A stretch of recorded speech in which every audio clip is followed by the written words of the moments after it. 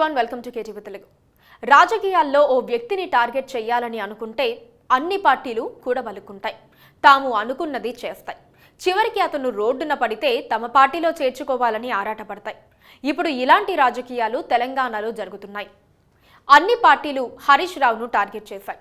హరీష్ రావు వీటిని సమర్థంగా ఎదుర్కోగలిగిన నేత అయినప్పటికీ ఏం జరుగుతుందో ఊహించడం కష్టం. ఎందుకంటే సొంత పార్టీలో ఆయనకు ఇతర పార్టీల ఆరోపణలను తిప్పికొట్టేలా బలమైన మద్దతు లభించాల్సి ఉంది. ఇప్పుడు కూడా అవకాశం ఉంది. ఇంజనీర్లు చెప్తున్నారు, వాళ్ళకి చేత కాకపోతే ప్రభుత్వాన్ని మాకు అప్పచెప్పమనండి, వాళ్ళని తప్పుకోమనండి, మేము చేసి చూపిస్తాం. అవునే, దిగుమను రేవంత్ రెడ్డి రాజీనామా చేయమని నేను ఎక్కి చేపిస్తా. రేవంత్ రెడ్డి రాజీనామా చేయమను, నేను ముఖ్యమంత్రిగా ప్రమాణ స్వీకారం చేసి నేను చేసి చూపిస్తా. నాకు బాధ్యత ఇస్తాంటే I'm ready to take it. Revanth రాజీనామా చేస్తే తాను సీఎంగా బాధ్యతలు చేపట్టి మేడిగడ్డ మరమ్మతులు పూర్తి చేస్తానని హరీష్ రావు ప్రెస్ మీట్లో ఛాలెంజ్ చేశారు. ఈ ఛాలెంజ్ వెనుక ఉన్న కారణం సీఎం రేవంత్ రెడ్డి చేసిన వ్యాఖ్యలే. మేడిగడ్డ విషయంలో ఆయన హరీష్ రావుకు చేసిన ఛాలెంజ్, అందుకే హరీష్ కూడా రియాక్ట్ అయ్యారు. తనను ఛాలెంజ్ చేశారు కాబట్టి రేవంత్ రాజీనామా చేస్తే తాను సీఎం అవుతానని కౌంటర్ ఇచ్చారు. కానీ అది రాజకీయంగా వ్యూహాత్మక తప్పిదంగా మారినట్లు కనిపిస్తోంది. అవునే, దిగుమను రేవంత్ రెడ్డి రాజీనామా చేయమని నేను ఎక్కి చేపిస్తా. రేవంత్ రెడ్డి రాజీనామా చేయమను, నేను ముఖ్యమంత్రిగా ప్రమాణ స్వీకారం చేసి నేను చేసి చూపిస్తా. రేవంత్ రెడ్డి రాజీనామా చేయమను, నేను ముఖ్యమంత్రిగా ప్రమాణ స్వీకారం చేసి నేను చేసి చూపిస్తా. రేవంత్ రెడ్డి రాజీనామా చేయమను, నేను ముఖ్యమంత్రిగా ప్రమాణ స్వీకారం చేసి నేను చేసి చూపిస్తా. నాకు బాధ్యత ఇస్తాంటే I'm ready to take it. Harish నోటి వెంట సీఎం అనే మాట వచ్చిన మరుక్షణం నుంచి ఆయనపై కాంగ్రెస్, బీజేపీ నేతలు దాడి ప్రారంభించారు. అయితే వారి రాజకీయం వేరు. హరీష్ను బీఆర్ఎస్ కు దూరం చేయాలన్న రాజకీయం వారిది. కోమటిరెడ్డి బ్రదర్స్ పార్టీని చీల్చుకుని రావాలని సలహా ఇచ్చేశారు. బీఆర్ఎస్లో ఉంటే కనీసం లెజిస్లేచర్ పార్టీ నేతగా కూడా అవ్వలేరని రెచ్చగొట్టారు. కేసీఆర్ అవినీతిని వ్యతిరేకించి వస్తే హరీష్ను బీజేపీలో చేర్చుకుంటామని బండి సంజయ్ ఆఫర్ ఇచ్చారు. ఆ తర్వాత సోషల్ మీడియాలో కొంతమంది బీజేపీకి హరీష్ అనే ప్రచారం ప్రారంభించారు.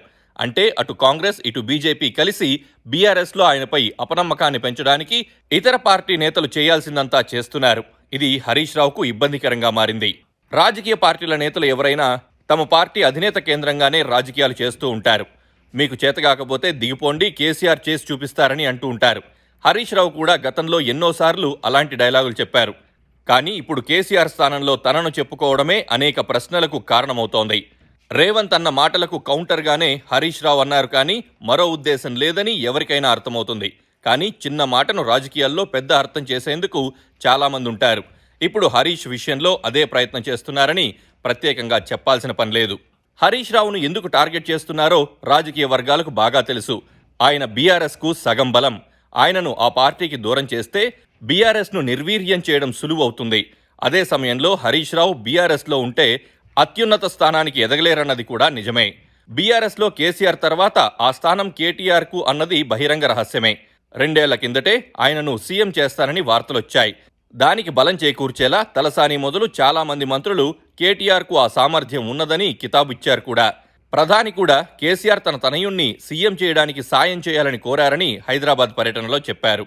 అయితే తన లక్ష్యం అత్యున్నత స్థానమని, ముఖ్యమంత్రిని అవుతానని హరీష్ రావు ఎప్పుడూ చెప్పలేదు.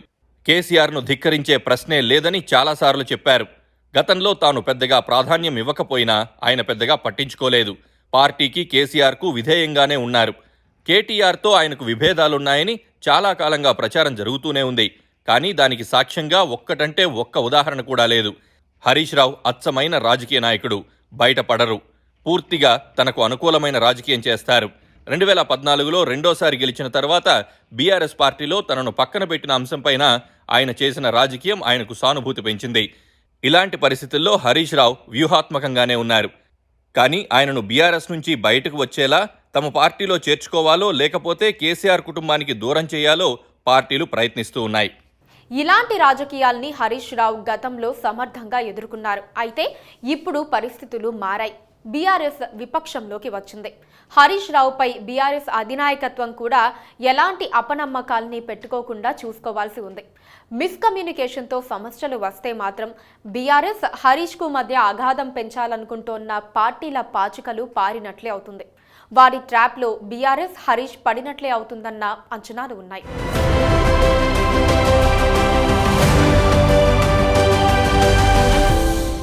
Please do subscribe to Please do subscribe to Please do subscribe to Please do subscribe to KTV Telugu.